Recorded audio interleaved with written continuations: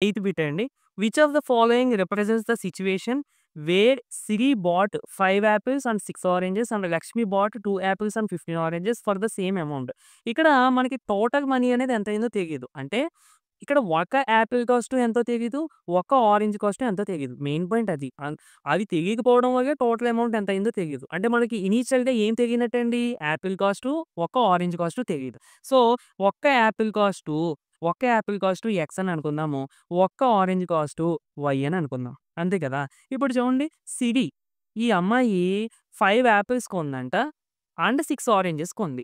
ఇప్పుడు ఒక్క యాపిల్ ఇది కాస్ట్ అండి. ఓకే. ఒక్క యాపిల్ కాస్ట్ ఇది. ఓకే. ఒక్క యాపిల్ కాస్ట్ ఎక్స్ రూపీసు. ఒక్క ఆరెంజ్ కాస్ట్ వై రూపీసు. ఈ అమ్మాయి 5 యాపిల్స్ కొంది కాబట్టి ఒక్క యాపిల్ కాస్ట్ 5 ఎక్స్ రూపీస్ అయితే 5 యాపిల్స్ కాస్ట్ ఎంతవుతుంది? 5 ఎక్స్. అండ్ వీటితో పాటు ఆరెంజెస్ 6 ఆరెంజెస్ కొన్నాడంట. అంటే ఒక్క orange cost y rupees.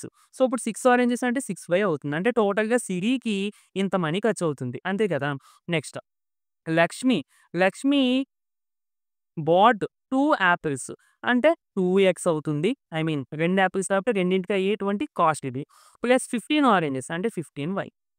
For the same amount అన్నారు. అంటే సిరికి అయ్యేటువంటి అమౌంట్ ఇది. లక్ష్మి అనే అమ్మాయికి అయ్యేటువంటి అమౌంట్ ఇది. ఇద్దరికీ కూడా సేమ్ అమౌంట్‌కి వచ్చేయిందంట. అంటే అర్థం ఏంటి? 5x ప్లస్ 6yకి ఎంత అయిందో 2x ప్లస్ 15y కూడా అంతే అయింది. Which is our answer. Okay.